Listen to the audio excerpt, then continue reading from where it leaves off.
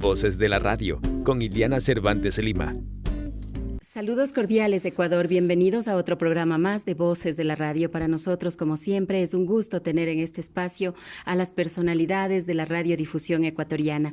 En este día es un gusto y un honor tener en Voces de la Radio a uno de los libretistas, directores y también actores que fueron parte de la época de oro de la radiodifusión de nuestro país. En este día vamos a conversar, vamos a dialogar con el guionista, libretista y actor, así como también locutor Jorge Escobar Vargas. Con él vamos a dialogar sobre la trayectoria y el aporte que le ha dado a la radiodifusión ecuatoriana. Señor Jorge Escobar Vargas, muchas gracias por aceptar esta entrevista para Voces de la Radio y sobre todo darnos a conocer su trayectoria y el aporte que usted ha dado a la radiodifusión ecuatoriana. Cuéntenos ustedes de la hermosa provincia de Imbabura, específicamente de uno de los cantones más turísticos y más lindos como es Otavalo. ¿Cómo se inició usted en este trajinar en esa hermosa ciudad, en este trajinar de la radio? Muy buenos días. Gracias, señorita Eliana. Agradeciendo la deferencia que ha tenido y la condescendencia con tantas bondades suyas y calificativos que los destaco profundamente. Primero, yo creo que la ciudad de Otavalo fue, si es que desventuradamente se han perdido los escritos de Moisés y los demás miembros que han escrito sobre la Biblia y sus consecuencias, Otavalo fue el lugar escogido para el paraíso. Yo nací en el paraíso de Otavalo. Señor Jorge Escobar, ahora sí hablemos acerca de la escuela. Usted estuvo en la primaria y la secundaria en Otavalo, y en la secundaria usted también fue compañero de uno de los mejores libretistas, actores que ha tenido nuestro país, como es el señor Álvaro Sanfélix. Cuéntenos, tal vez esa fue la dirección que usted tomó para estar involucrado con la radio, o ya desde niño con su mamá usted ya escuchaba las emisoras. ¿Cómo era la situación?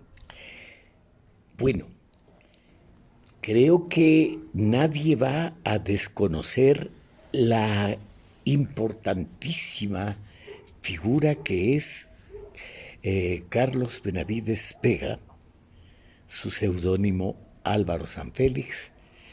Él se había destacado no solamente en el país, sino fuera de él. Y él venía a Otavalo mediante una invitación y un contrato de Hugo Cifuentes para laborar en una estación de radio de Otavalo. Sí, esa fue la oportunidad que tuve para vincularme con él, porque fuimos compañeros en el colegio. Y más que compañeros, fue una amistad muy firme, muy estrecha, y que se mantuvo durante toda la vida. Desventuradamente él falleció a muy temprana edad, teniendo que cumplir seguramente varias tareas y responsabilidades, varias de las cuales él las publicó en algunos libros que creo que son venturosamente el legado que él nos ha dejado de manera física, y una de las formas de recordarlo más directamente. Usted fue compañero en sexto curso de él, es decir, él, a pesar de que nació en la ciudad de Guayaquil, pero sin embargo el cariño como que siempre estuvo en la ciudad de Otavalo. Pero cuéntenos usted acerca de este ingreso en radioturismo. Parece que esta estación también era la que abría las puertas, tomando en cuenta de que otro de los referentes de la radiodifusión ecuatoriana, como es don Edison Vargas Acosta, también pasó por esta emisora, pero usted también se inició ahí.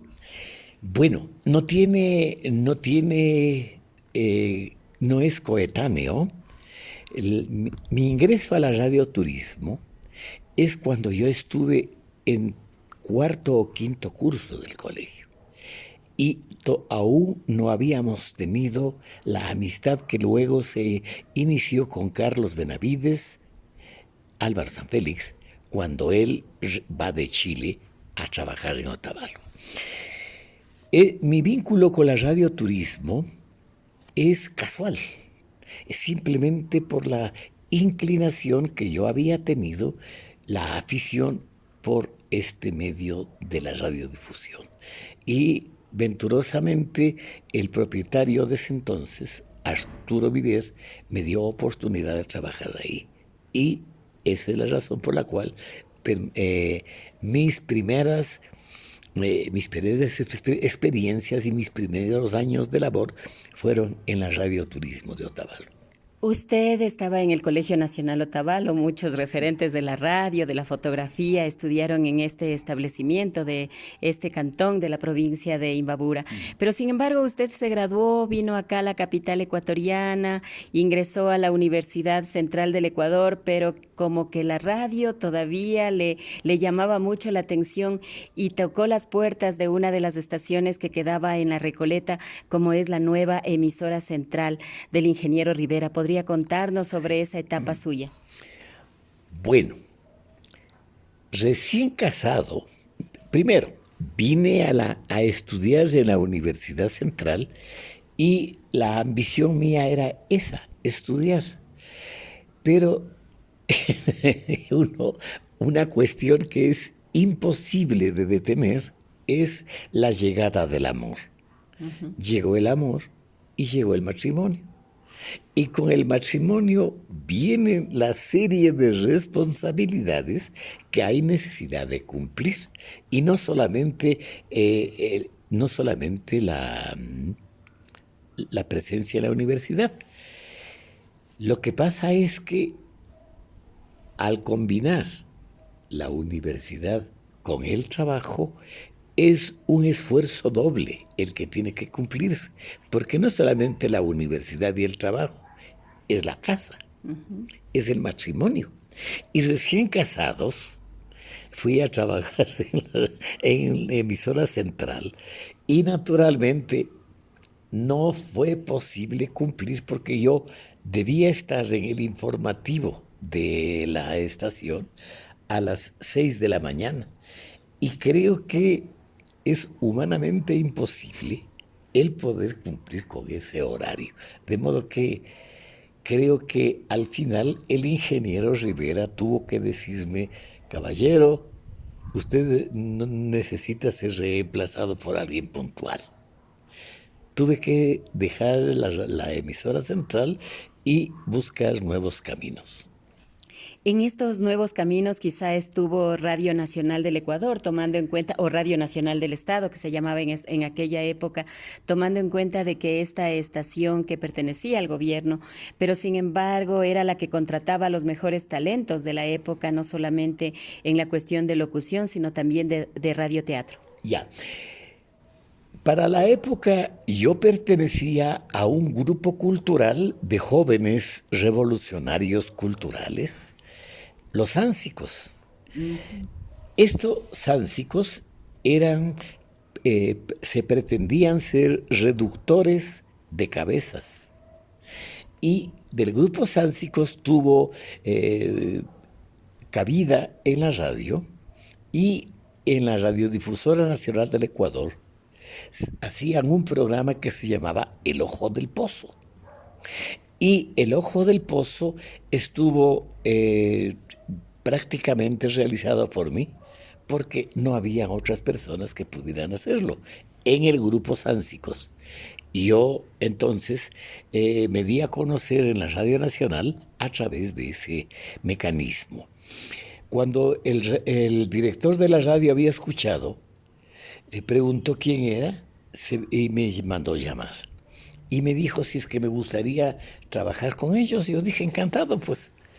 Y desde entonces me vinculé a la Radiodifusora Nacional del Ecuador por esa vía.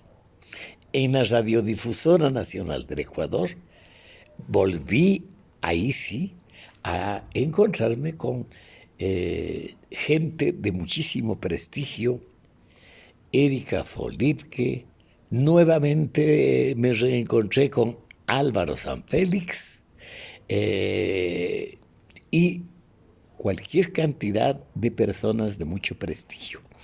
Fernando Fegan, Jorge Saldumbí de Cáceres, entre los que me acuerdo. Yo tengo por algún lado anotado los nombres de quienes fueron en esa época compañeros y de los que tengo muchísimo recuerdo, mucha veneración de su memoria y mucho respeto por el talento que cada uno demostró en su área. Entonces usted ahí le pudo haber conocido al señor Alfonso Murriagui. En el grupo Los Ánsicos. Él era integrante del grupo Los Ánsicos.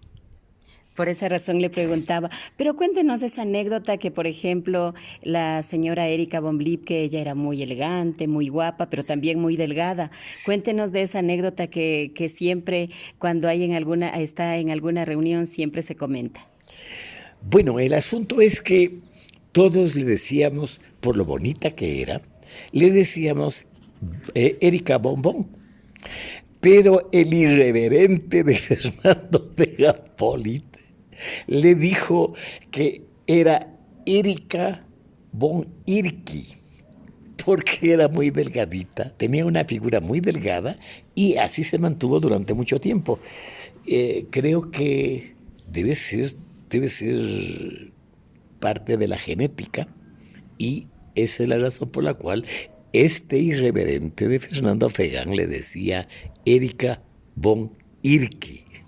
Esta etapa de la Radio Nacional del Estado es muy destacada, es muy valorada también como un espacio importante de la radiodifusión ecuatoriana, pero hay una estación por donde han pasado la mayoría de locutores, se podría decir, de locutores, de directores, de libretistas, como es Emisoras Gran Colombia, del señor Eduardo Ceballos Castañeda. Cuéntenos también usted de esta etapa, porque esta estación es la que ha aglutinado y ha cobijado también a muchas de las voces de la radiodifusión ecuatoriana. Bueno, yo circunstancialmente pude vincularme a la Radio Gran Colombia. Como parte del informativo, recuerdo en algún momento hacíamos dúplex con Edison Vargas. Y en el informativo apareció detrás del vidrio, apareció Borja, el operador, llevando un par de tomates y una salchicha. Y le golpea mientras estaba dando la información Edison Vargas y se pegó una carcajada. Y yo sobre la marcha cogí el asunto para continuar tratando de suplir ese desperfecto que se produjo por este mal momento promovido por Borja. El señor Pepe Borja Bedoya siempre dice y siempre habla acerca de esa camaradería que había en esa época, ¿no? Porque muchas veces no importaba que estén al aire, pero sin embargo hacían cualquier chiste, cualquier cuestión con la finalidad de que la persona que estaba al aire o sonría o diga alguna cosa. ¿Eso es verdad? Sí, indudable. Pero es muy difícil improvisar. Yo creo que una de las cuestiones que yo nunca hice fue improvisar. Dije, por más insignificante que sea el tema a tratar, yo siempre me preocupé de escribir, para no decir disparates como en algún momento se escucha. No estoy acusando de que esto es lo que es la norma, pero sí se ha dado este tipo de situaciones que son sumamente criticables. Eso también es el respeto al público, qué importante que es, por ejemplo, ir con un libreto, con un guión y de ahí dirigirse a las audiencias. ¿Por qué se ha perdido esto y por qué se le dio tanta importancia también al guión, al libreto, en la época de oro del radioteatro, en la época de oro de la radiodifusión ecuatoriana? Creo que hay necesidad de tomar en cuenta ciertas particularidades que se dan en esa época, luego de que han pasado muchos años y luego en la actualidad. El asombroso desarrollo de la tecnología, de la comunicación y de todos los avances que en todos los órdenes se encuentran. Es muy fácil ahorita comunicarse con un satélite. Uh-huh. Eso En la época en que nosotros grabábamos en la radio, pues era ni siquiera imaginable.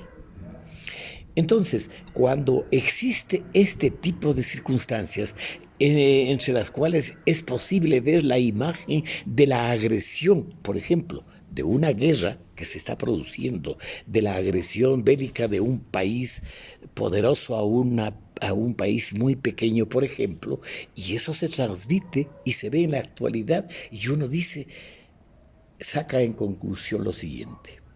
Primero, el avance tecnológico. Segundo, las armas, los instrumentos con los cuales cuenta actualmente el locutor, el guionista, el reportero, el periodista, etcétera, para poder replicar lo que está sucediendo en ese momento.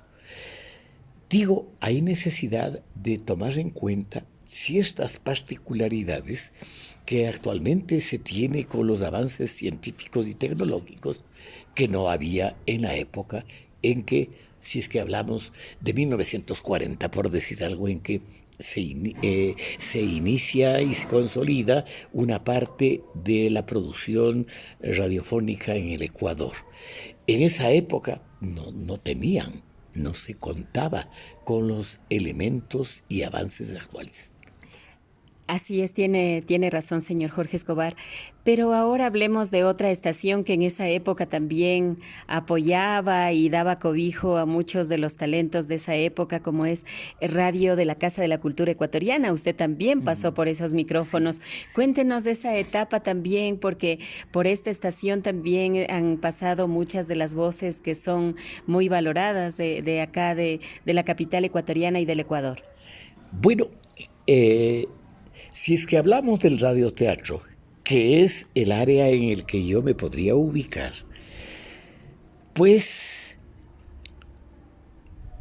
son los elencos consolidados, dijéramos, ya se sabía quiénes estaban en el radioteatro en la Radio Quito, quiénes estaban en la Radiodifusora Nacional del Ecuador, quienes estaban en la HCJB y en todas las estaciones que dedicaban espacios a la promoción de espacios radioteatralizados. Y entonces, figuras, ya le dijimos, Erika Foley, que Jorge Saldumide, Fernando Fegan, para citar sino unos pocos.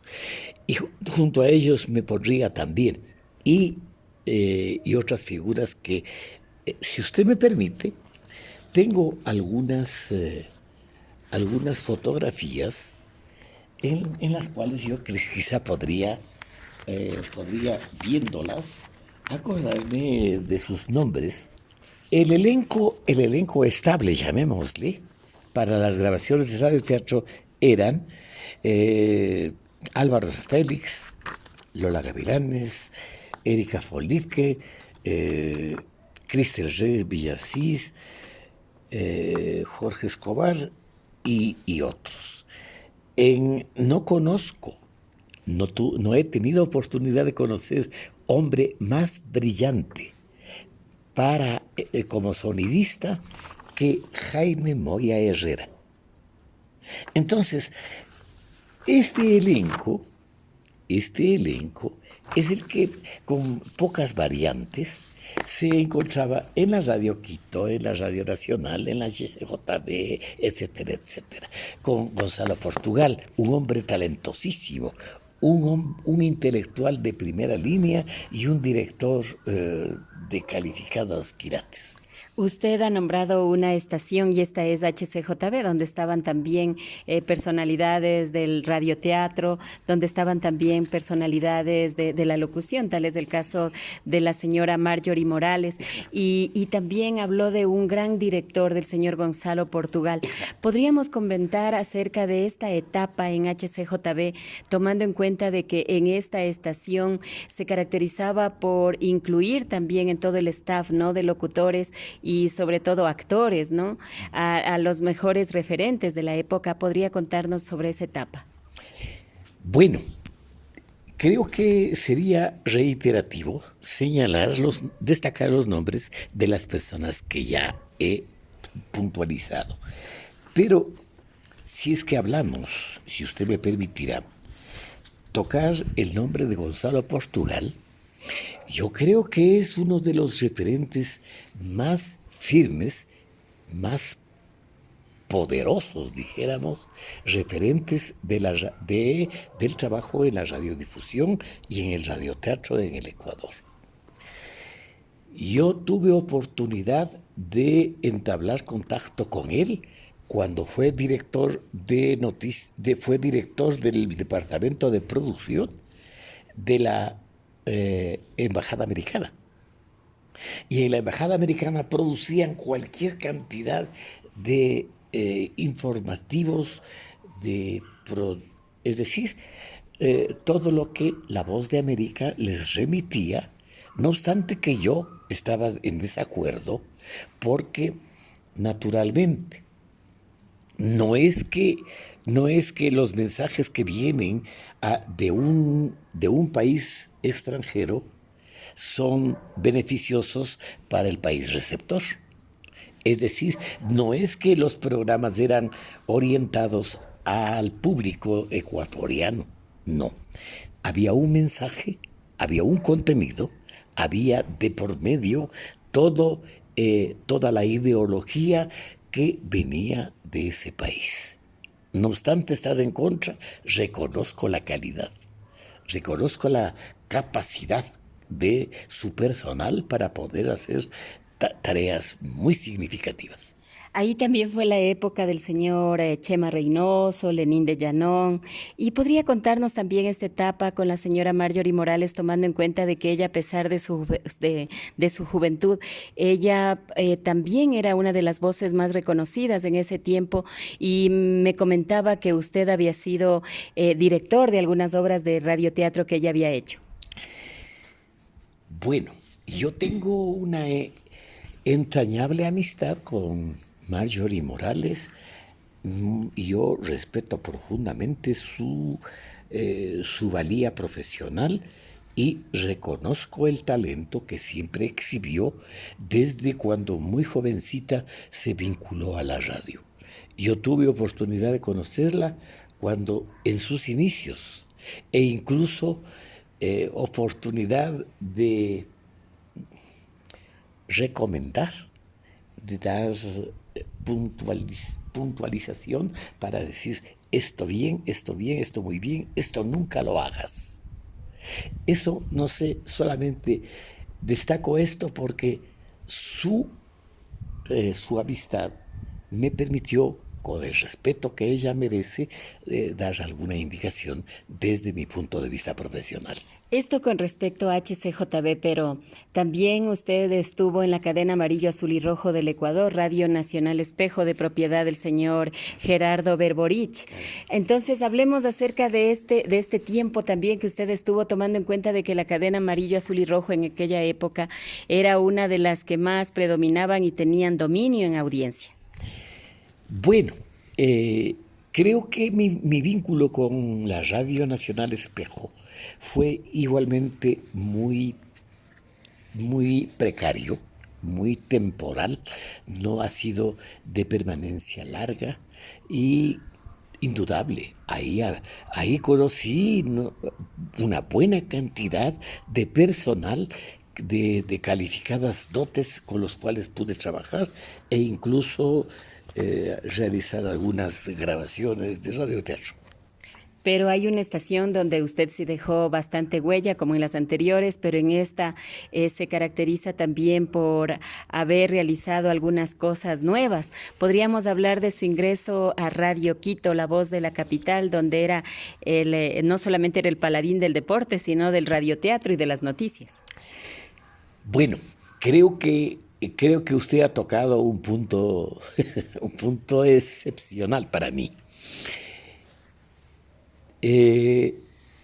Tuve que, obligado por las circunstancias, dedicarme a esta actividad sin haber tenido como como otras personas, la oportunidad de haber recibido cursos, de haber recibido programas, de haber recibido estudios específicos para el proceso de elaboración de libretos. Y esto de pronto fui a caer de bruces, dijéramos, porque la realidad me empujaba a eso. Empecé a hacer libretos y en la Radio Quito quedaron 55 libretos míos de leyendas y tradiciones del Ecuador. Este conjunto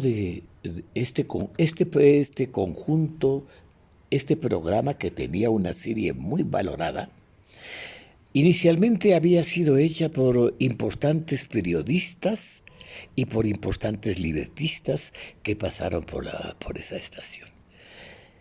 Luego yo retomé ese espacio y 55 libretos los hice, y esos representan un esfuerzo muy especial, porque para cada libreto requería por lo menos una semana de trabajo para buscar el material y luego para la realización.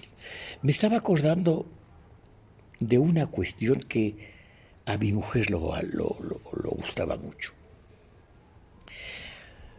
La leyenda se llamaba Nina Parcha, princesa del lago. Esta es una leyenda vinculada al aspecto tierno, al aspecto pasional, al aspecto amoroso en la provincia de Imbabura. Nina Parcha era la princesa y era pretendida por el brujo de la tribu. Huarcha le persigue a esta criatura y esta niña se defiende y con su novio se van huyendo. Y este Huarcha, el brujo, les persigue hasta encontrarlos y pretender hacer la suya a la princesa. La princesa, para defenderse, desde lo alto del Curiñán, se lanza al vacío. Y el Inti, su dios, le convierte en laguna al caer a la tierra. Esa es la laguna de San Pablo. La laguna de San Pablo del Lago. Ya que estamos hablando de estos temas, cuéntenos acerca de el tesoro de Manangón, ya que usted está topando el tema anterior que usted habló, que le gustaba mucho a su esposa, pero cuéntenos también esta anécdota de este señor de la provincia del Carchi que viene y conversa con usted para que le cuente dónde estaba este tesoro. Bueno, el director de producción de Radio Quito, Pepe Almeida, me dice: véngase que aquí le espera una persona que insiste en hablar con usted. Voy a la radio y me encuentro que era un señor de Tulcán. Este caballero me dice que le indique dónde está, que le dé la dirección exacta de la casa del Manangón, porque había oído esta leyenda. Y naturalmente en él se narra con mucho realismo de los tesoros que él había acumulado. Y lo que yo puedo dar, le dije a este señor que lo que yo había conseguido es que hablar con un profesor de la Universidad Central, el sociólogo licenciado Ortiz. Y él es el que me da la información, el que me traslada este cuento, cuento que se había mantenido en la memoria rural del Carchi, del tesoro del Manangón. Y entonces la persona que venía me decía: tengo listo los materiales, los instrumentos y el personal que podría hacer la excavación. para poder dar con el tesoro.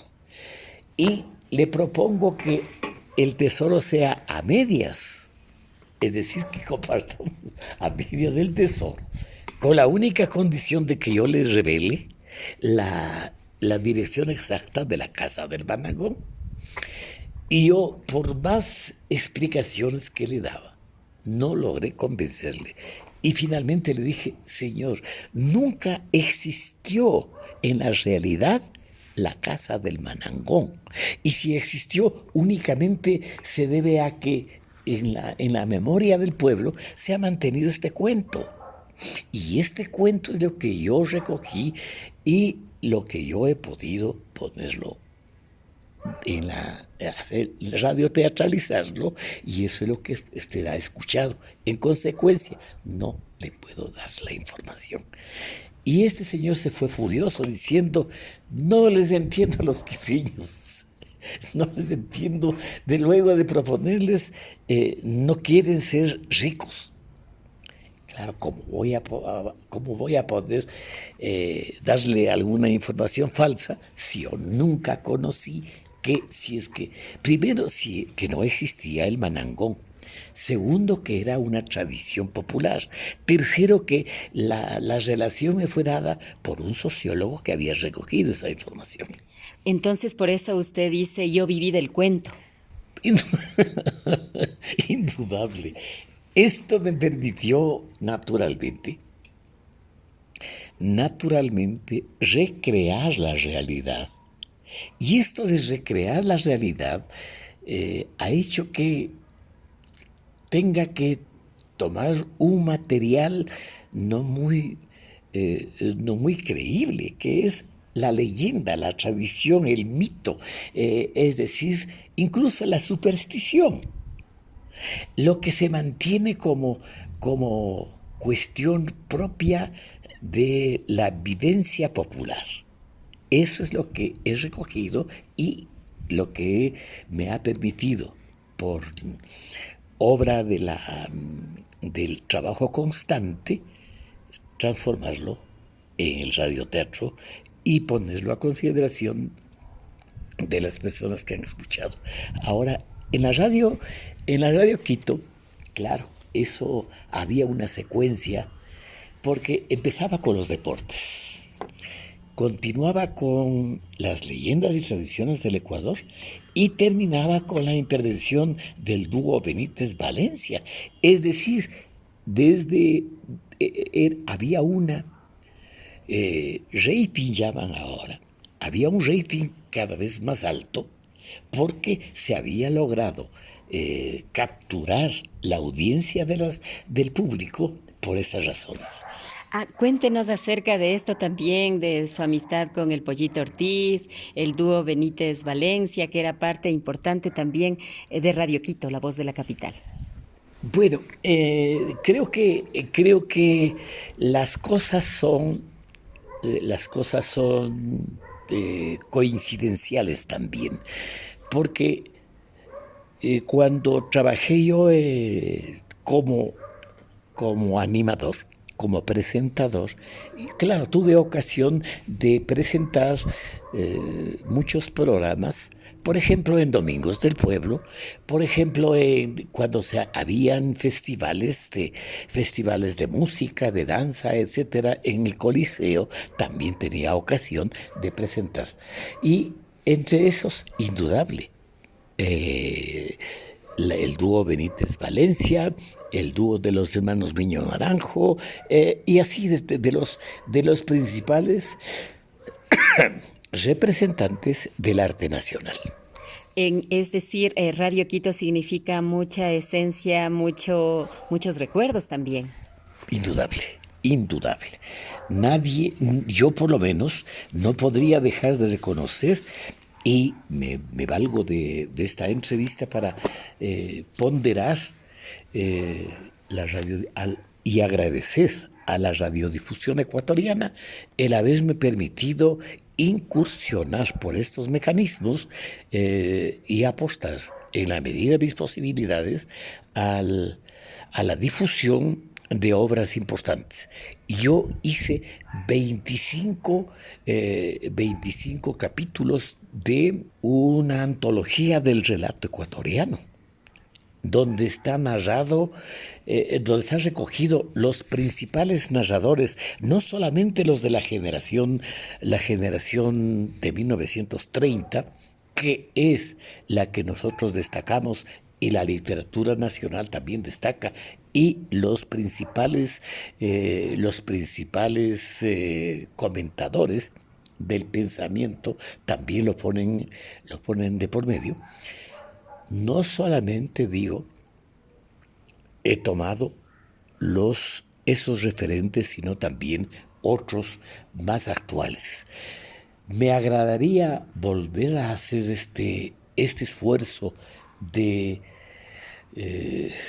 tanto por el asunto del relato ecuatoriano, porque hay una gran cantidad, una inusitada cantidad de autores ecuatorianos de una valía que no se los reconoce, que nosotros somos capaces de reconocer a García Márquez y no reconocer a Eliezer Cárdenas, por decir algo, por poner simplemente dos referencias. No estoy diciendo que son los únicos, yo estoy diciendo que una referencia de cómo nosotros no hemos podido difundir el pensamiento, la obra de estos autores nuevos, porque creo que esto obedece también a una cuestión económica.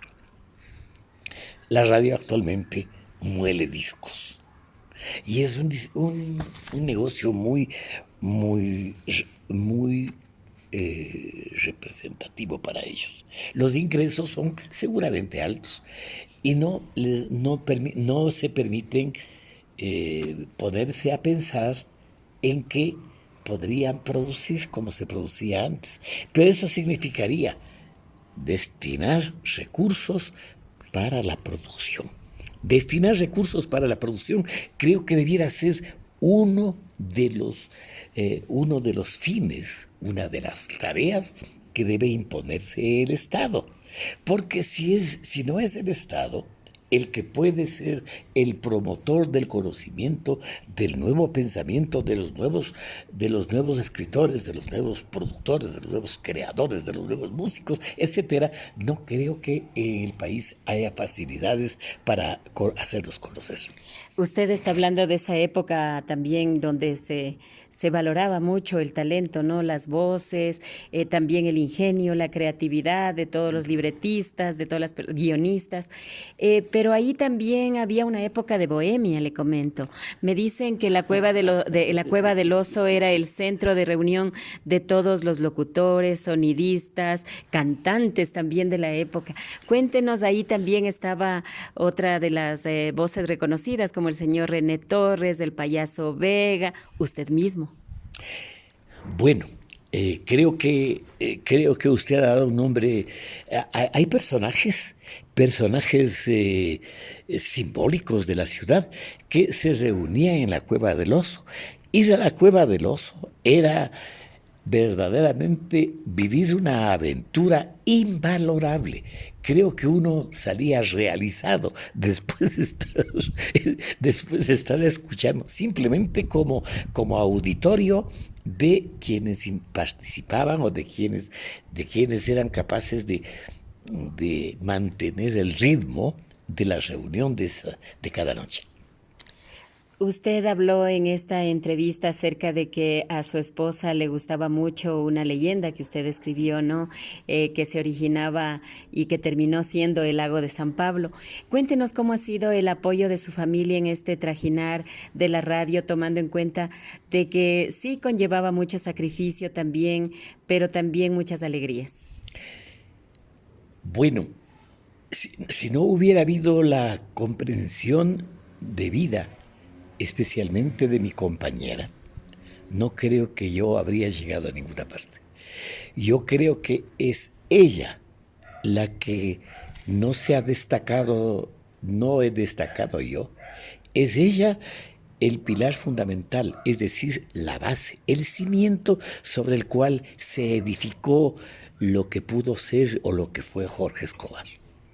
Pero usted se alejó de la radio y luego también usted escribió para alguna revista de la Universidad Central del Ecuador, también para el Vespertino Quiteño, Últimas Noticias, donde usted escribía muchas cosas sobre la radio, sobre cuestiones de radiodifusión y todo eso. Cuéntenos acerca de eso y por qué se alejó también de la radio. Bueno, creo que son etapas de la vida de una persona. Y yo logré coronar mi vida universitaria y tener una profesión.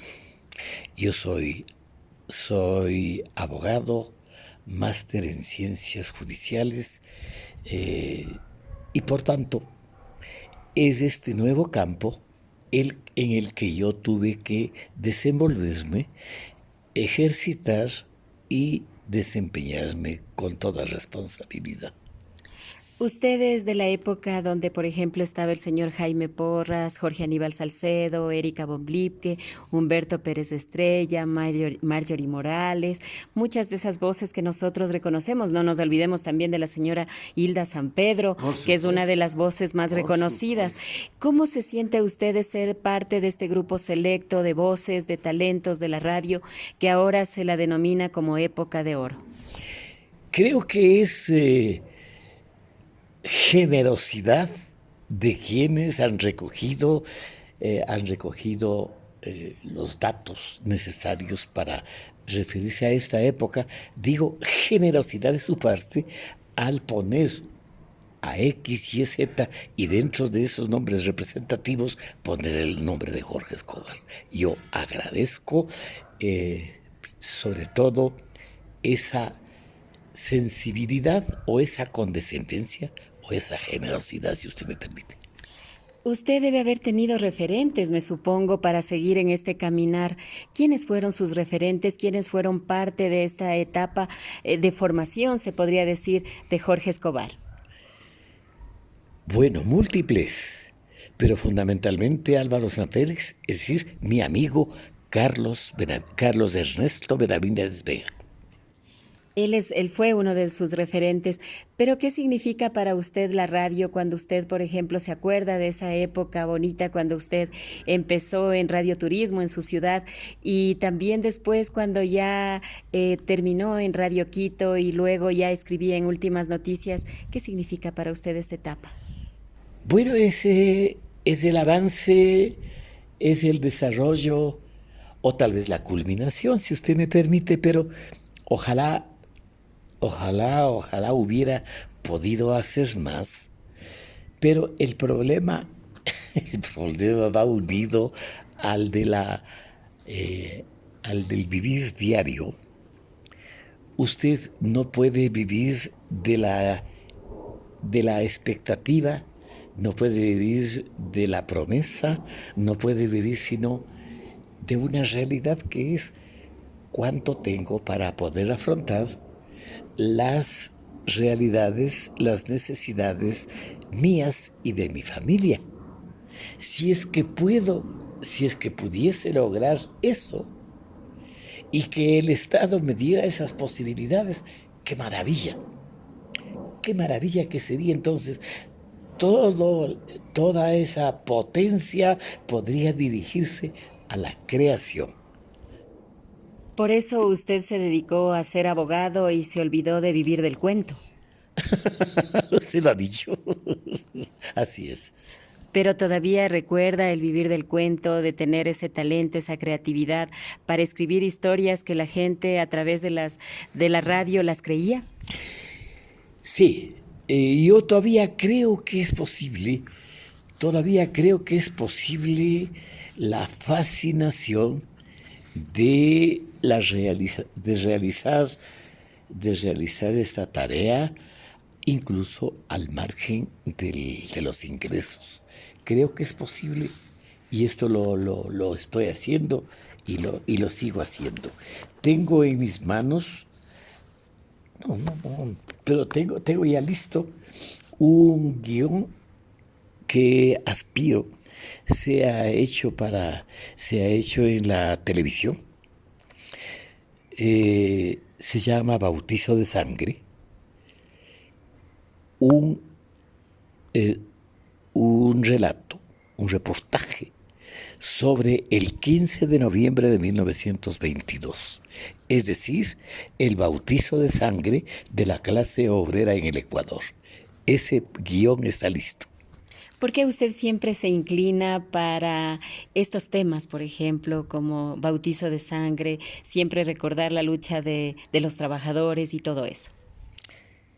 Bueno,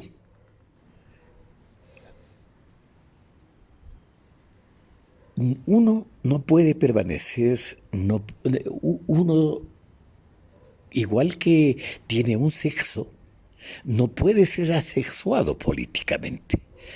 Ideológicamente usted tiene que definirse. O está de este lado o está de este otro lado. Depende de qué lado se define para que le digan que es usted de este lado o de este otro. Si es que yo me he definido como un hombre de izquierda, esa ha sido la ruta en la cual yo en la que he encaminado y en la que sigo insistiendo, al punto que en 1998 fui candidatizado a la alcaldía de Quito por la Unidad de la Izquierda. Es decir, un marxista aspiraba a la alcaldía de Quito, promovido por este conjunto del Frente Amplio de Izquierda y de los partidos marxistas que se habían congregado en esta unidad. ¿Y cómo le fue? Bueno, muy bien, porque salí en tercer lugar. Y entonces eso nos hizo ponderar, nos hizo ver de que la población quiteña no es una población cualquiera. Es una población muy respetable, una población muy politizada, una población muy, muy seria, una población madura. Señor Jorge Escobar Vargas, nosotros como Voces de la Radio queremos agradecerle por haber participado, ¿no?, en este espacio que tiene como único objetivo resaltar a los talentos de la radiodifusión ecuatoriana, y gracias a usted también por ser parte de este grupo selecto. Muchas gracias nuevamente por la oportunidad que ustedes me dan y por la generosidad con que me tratan. Muchas gracias a usted. En este día hemos dialogado con el guionista, libretista, actor y locutor otavaleño Jorge Escobar Vargas. Con ustedes, amigos oyentes y televidentes, estaremos en un nuevo espacio con más Voces de la Radio. Que tengan un excelente resto de día. Hasta el próximo programa, donde conoceremos a más voces de la radio.